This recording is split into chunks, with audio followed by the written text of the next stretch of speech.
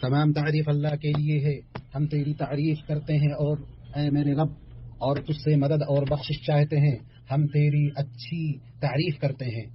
میں حمد و شکر کرتا ہوں اے میرے معبود اور خالق، اور اس شکر سے ہم تیری مہربانیوں کا حق نہیں ادا کر سکتے، اور میں گواہی دیتا ہوں کہ ایک اللہ کے سوا کوئی معبود حقیقی نہیں، اس کا کوئی شریک نہیں۔ ایسی گواہی جس سے ہم رفعت کی بلند ترین چوٹیوں پر چڑھتے ہیں، اور میں گواہی دیتا ہوں کہ ہمارے نبی اللہ کے بندے اور اس کے رسول ہیں۔ ان لوگوں میں سب سے زیادہ پاکیزہ ہے جنہوں نے مناسک کی ادائیگی کی اور کعبہ کا طواف اور قصد کیا اور دین کی نشانیوں کو ظاہر کیا اور ان کی تشکیل کی۔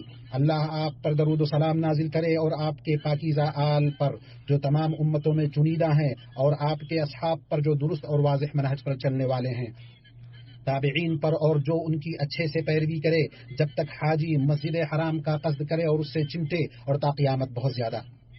اما بعد، اللہ کے بندو، اللہ کا کما حقہ تقوی اختیار کرو، کیونکہ یہ سب سے نفیس ذخیرہ اور تمام عبادات کا عظیم نتیجہ ہے۔ اللہ نے فرمایا، اور جو اللہ کا تقوی اختیار کرے گا اللہ اس کے گناہوں کو مٹا دے گا اور اس کا ثواب بڑا کر دے گا۔ اے مسلمانوں، یہ دیکھو حج کے مبارک ایام سایہ فگن ہو گئے اور اس کی تابناک راتیں نمودار ہوئیں، سوز شوق محبین پر حاوی ہو گیا اور انہیں کھینچ لایا، اور اس جگہ سے شاد کام ہونے والوں کے دل موسم سے معطر ہو گئے۔ بیت اللہ الحرام سب سے بہتر موسم کے مہمانوں کی آمد سے خوش ہو کر مسکراتے ہوئے جھوم اٹھا۔ یہ ابراہیم علیہ السلام کی ابدی پکار ہے اور ارکان اسلام کا 5واں رکن ہے۔ اللہ عز و جل نے فرمایا، اے اور لوگوں میں حج کی منادی کر دے، لوگ تیرے پاس پیادہ بھی آئیں گے اور دبلے پتلے اونٹوں پر بھی، اور دور دراز کی تمام راہوں سے آئیں گے، اپنے فائدے حاصل کرنے کو آ جائیں اور ان مقررہ دنوں میں اللہ کا نام یاد کریں اور چوپایوں پر جو پالتو ہیں۔ ایمانی بھائیوں، یہاں حرمین شریفین ہے جو تمام زمانوں اور سالوں میں دین و اسلام کا گہوارہ اور تعظیم و عظمت کا گھر رہا ہے، جنہیں رحمان نے چنا اور جن کی سرزمین پر قرآن نازل کیا اور جن میں سید انام صلی اللہ علیہ وسلم نے عبادت کی۔ ہمارے گرد حرم کے جھونکے چل پڑے اور ہر پیاسا دل روشنی کے لیے بے تاب ہو گیا۔ دنیا بھر سے لوگ گروہوں میں آئے اور سب اللہ کی حفاظت میں رواں ہوئے۔ مسلمانوں، رب تبارک و تعالی نے حرمین شریفین کی سرزمین کو بہت سی خوبیوں اور بہت سی معزز خصوصیات سے نوازا ہے۔ اس میں اللہ تعالی کی عبادت کے لیے زمین پر قائم کیا گیا پہلا گھر ہے۔ یہ توحید و وحدت اور عبادات و مشاعر اور امن و امان کا رمز ہے۔ اللہ نے فرمایا، اللہ تعالی کا پہلا گھر جو لوگوں کے لیے مقرر کیا گیا وہی ہے جو مکہ شریف میں ہے، جو تمام دنیا کے لیے برکت و ہدایت والا ہے۔ اللہ کے حرمت والے شہر اور پرانے گھر کے زائرین پر اس کا وسیع کرم اور عظیم سخاوت یہ ہے کہ اس نے اس میں نماز کے ثواب کو دوسری مساجد کے بنسبت کئی گنا کر دیا۔ آپ صلی اللہ علیہ وسلم نے فرمایا، میری مسجد میں ایک نماز دوسری جگہ کی 1000 نمازوں سے افضل ہے، سوائے مسجد حرام کے۔ مسجد حرام میں ایک نماز دوسری جگہ کی 1,00,000 نمازوں سے افضل ہے۔ میں نے بیت اللہ دیکھا، مقام ابراہیم دیکھا، میں نے آداب اور تسلیمات پیش کیے، بیت اللہ کے سامنے میرے آنسو خشک نہ ہوئے، میں اس کا ہمیشہ فریفتہ و دیوانہ رہوں گا۔ اے مبارک حجاج کرام، آپ کو خوش آمدید، آپ کا منتخب ہونا، چنے جانا آپ کو مبارک ہو۔ تو براہ کرم اس جگہ کی عظمت، اس کی حرمت، اس کی پاکیزگی اور تقدس کا ہمیشہ خیال رکھیں، کیونکہ آپ اللہ کے قدیم گھر، سب سے بہتر سرزمین اور اللہ کے نزدیک سب سے محبوب جگہ پر ہیں۔ اللہ نے فرمایا، اللہ نے ادب والے گھر کعبہ کو لوگوں کے قیام کا باعث کیا، اور آپ صلی اللہ علیہ وسلم نے فرمایا، جس دن اللہ تعالیٰ نے زمین و آسمان کو پیدا کیا اسی دن اس شہر کو حرام قرار دیا، اس لیے یہ شہر اللہ کی حرمت کے باعث قیامت تک کے لیے حرام ہی رہے گا۔ بس ان کی تعظیم شاعر کی تعظیم ہے۔ اللہ نے فرمایا، جو اللہ کے نشانوں کی تعظیم کرے تو یہ دلوں کی پرہیزگاری ہے، اور کوئی اللہ کی حرمتوں کی تعظیم کرے تو اس کے اپنے لیے اس کے رب کے پاس بہتری ہے۔ ملت اسلامیہ، یہ ٹھوس امن اور مضبوط امان صرف قانون سازی کی وجہ سے نہیں ہے، بلکہ وعدہ اور ان کے لیے وعید اور سخت یقینی سرزنش کی بنیاد پر مستحکم اور بلند ہے۔ جو اس کی خلاف ورزی کرنے یا توڑنے کی کوشش کرے، اللہ نے فرمایا، جو بھی ظلم کے ساتھ وہاں الحاد کا ارادہ کرے ہم اسے دردناک عذاب چکھائیں گے۔ ہم تقرب کی جگہ کی تعظیم کریں گے اور تقدس کی محبت پر ہماری ملامت نہ ہوگی۔ یہ یاد کی جگہیں ہیں جن کی روشنی آفاق سے تاریکی کو چھانٹتی ہیں۔ ایمانی بھائیوں، حج سب سے بڑی عبادتوں میں سے ہے۔ اس کے شروط ارکان اور واجبات ہیں. ضروری ہے کہ اس گھر کا قصد کرنے والا ہر فرد انہیں جانے، ان کے مطابق عمل کرے تاکہ اس کا حج اللہ تعالی کے یہاں قبول ہو. صحیحین میں ابو ہریرہ رضی اللہ عنہ سے مروی ہے کہ نبی صلی اللہ علیہ وسلم نے فرمایا، جس نے اللہ کے لیے حج کیا، شہوانی افعال و اقوال اور گناہوں سے پرہیز کیا تو گناہوں سے اس طرح پاک و صاف لوٹتا ہے جیسا کہ آج ہی اس کی ماں نے اسے جنم دیا ہو. حجر اسود کے پاس گناہ کم ہو جاتے ہیں. وہ شکست خوردہ ہو کر اپنے پر سکوڑ لیتے ہیں. حتیم کے کونے میں اس کی چمک ہے جہاں جب حاجی اس کے استلام کا قصد کرتے ہیں. اللہ تعالیٰ کے لیے خالص توحید کو بجا لانا، اسے شکوک و شبہات، ملاوٹوں اور نئی چیزوں سے پاک کرنا سب سے اہم چیز ہے. ضروری ہے کہ بلد امین کے زائرین اسے خانہ کعبہ کے پاس بالخصوص اور باقی ممالک میں بالعموم بجا لائیں اور قائم کریں. اور جبکہ ہم نے ابراہیم علیہ السلام کو کعبہ کے مکان کی جگہ مقرر کر دی اس شرط پر کہ میرے ساتھ کسی کو شریک نہ کرنا. یہ سب سے بڑی ہدایت اور معزز مقصد ہے جو قدیم گھر کے سائے میں حاصل ہوتا ہے. حج ایک شرعی عبادت، معتبر احکام اور تہذیبی اقدار کا نام ہے. یہ مظاہروں، مارچوں، ریلیوں، مناظروں، مباحثوں، جدال اور تکرار کی جگہ نہیں ہے. اس میں سیاسی نعروں، فرقہ وارانہ اور مذہبی پروپیگنڈے کی کوئی گنجائش نہیں ہے، بلکہ یہ ہر اس قاعدے سے بالاتر ہے جو قرآن و سنت سے متصادم ہو، اور اس میں ہر اس عقیدے کا ترک ہے جس پر اس امت کے اسلاف نہیں تھے. اللہ نے فرمایا، اللہ تعالیٰ کی رسی کو سب مل کر مضبوط تھام لو اور پھوٹ نہ ڈالو. معزز حجاج کرام، حرمین اور حج کی تعظیم کی بابت سب سے بڑی سفارشات میں سے اور زائرین کے تجربے میں اضافہ کرنے والے عظیم ترین اعمال میں سے یہ ہے کہ حرام چیزوں اور گناہوں سے بچنا ضروری ہے، کیونکہ اللہ کی قسم یہ نقصانات اور مصائب کا سبب ہیں. اللہ سبحانہ نے فرمایا، حج کے مہینے مقرر ہیں، اس لیے جو شخص ان میں حج لازم کر لے وہ اپنی بیوی سے میل ملاپ کرنے، گناہ کرنے اور لڑائی جھگڑے کرنے سے بچتا رہے. میرے پیارے حاجی بھائی، کوشش کرو کہ آپ کی بات میں پاکیزگی ہو، نگاہیں جھکی ہوں. قربت اور فرما برداری کا اپنے آپ کو عادی بناؤ. دل کو خواہشات اور غلطیوں سے بچاؤ. اس ذات سے خوف کھاؤ جس کی حج کی دعوت پر آپ نے لبیک کہا ہے. یہی تمام راہوں میں آپ کا وطیرہ ہو. محتاط رہو کہ ہجوم اور دھکا مکی میں اہل ایمان کو نقصان نہ پہنچے. اللہ نے فرمایا، جو لوگ مومن مردوں اور مومن عورتوں کو ایذا دیں گے بغیر کسی جرم کے تو وہ بڑے ہی بہتان اور صریح گناہ کا بوجھ اٹھائیں گے. یہاں ضوابط اور ہدایت کی پاسداری کرنے کی اہمیت پر زور دینا واجب ہے. ان میں سے ہے کہ بغیر تصریح کے حج نہیں، اس ساعت کے شرط کے تقاضوں میں سے ہے تاکہ مفادات کے حصول اور ان کی تکمیل کو یقینی بنانے اور مفاسد سے بچنے اور انہیں کم کرنے میں شریعت کے بڑے مقاصد کی تکمیل ہو. اور رعایا کے بارے میں امام کا فیصلہ شرعی مصلحت سے جڑا ہے. اسی طرح عبادات کا ماحول ہموار ہو، ایمانی سفر آسان ہو، قاصدین و زائرین کا مذہبی تجربہ بڑھے اور سبق لینے، نصیحت حاصل کرنے اور معلومات کو افزودہ کرنے اور عبرت پکڑنے کے واسطے مکہ اور مدینہ کی تاریخی جگہوں کی واقفیت ہو.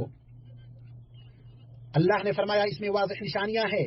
اللہ میرے اور آپ کے لیے قرآن و سنت میں برکت دے اور مجھے اور آپ کو ان کی آیات و حکمت سے نفع پہنچائے. میں اپنی یہ بات کہہ رہا ہوں اور اللہ عظیم و جلیل سے اپنے لیے اور آپ سب کے لیے مغفرت طلب کرتا ہوں. اس سے مغفرت طلب کرو، بردبار اور بہت بخشنے والا ہے.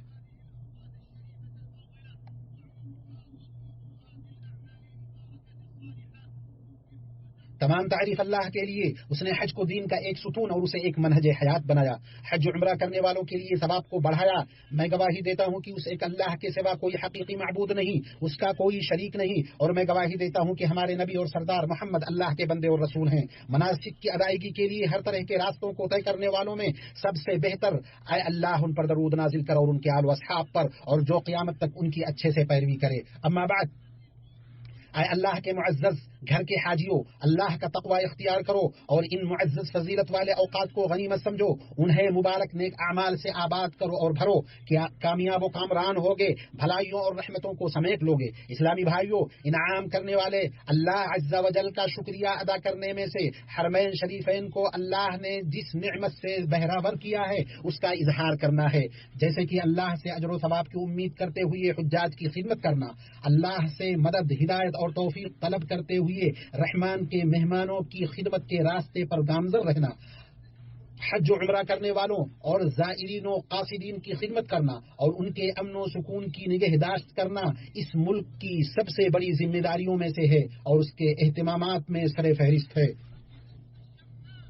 یہاں یہ ضروری ہے کہ رحمان کے مہمانان کے امور کو پوری مہارت اور مضبوطی سے ادا کرنے والوں کی خدمت میں سلامی، عزت اور تعظیم پیش کی جائے کہ اللہ انہیں بہترین اور مکمل بدلے سے نوازے۔ یہ عظیم اسلامی اجتماع ہمیں جن چیزوں کی یاد دلاتا ہے ان میں ملک فلسطین اور مسجد اقصی میں ہمارے مظلوم بھائیوں اور زخم خوردہ عزیزوں کی مصیبتیں ہیں۔ ہماری مضبوط بھائی چارہ اور ہمارے بلند عقیدے کا تقاضا ہے کہ ہم ان کی مدد کریں، ساتھ ہی ان بابرکت ایام میں ان کے لیے دعا کریں کہ اللہ انہیں ثابت قدم رکھے، اپنے اور ان کے دشمنوں پر انہیں فتح عطا فرمائے۔ یہاں سودا بازوں کی منشا کے خلاف مسئلہ فلسطین اور اسلامی مقدسات کے حوالے سے ہمارے وطن عزیز کے مضبوط اور باوقار موقف کو سراہا جاتا ہے۔ یہ سب باتیں رہی اور درود و سلام بھیجو اس ہستی پر جو مناسک کی ادائیگی کرنے والوں میں سب سے بہتر ہیں، اور جنہوں نے مناسک کو ہر حاجی کے لیے بیان کیا۔ اس کا حکم اللہ نے اپنے محکم قول اور سب سے سچی کتاب میں دیا اور فرمایا، اللہ تعالی اور اس کے فرشتے اس نبی پر رحمت بھیجتے ہیں، اے ایمان والو تم بھی ان پر درود بھیجو اور خوب سلام بھیجتے رہا کرو۔ اللہ ان پر درود و سلام نازل کرے، وہ اللہ جس نے انہیں رفعت عطا کی جب تک حجاج تلبیہ پکارے اور احرام باندھے، اور ان کے رشتہ داروں پر جن کی فضیلت متعین ہے، اور ان کے صحابہ پر جو عالی مقام ہیں۔ اے اللہ درود و سلام اور برکت نازل کر ہمارے نبی و حبیب اور قائد محمد بن عبد اللہ پر، اور ان کے پاک باز آل پر، اور ان کے مہاجر و انصار صحابہ پر۔ اے اللہ تمام صحابہ سے تو راضی ہو جا، اور اپنے جود و سخا سے ہم سے بھی۔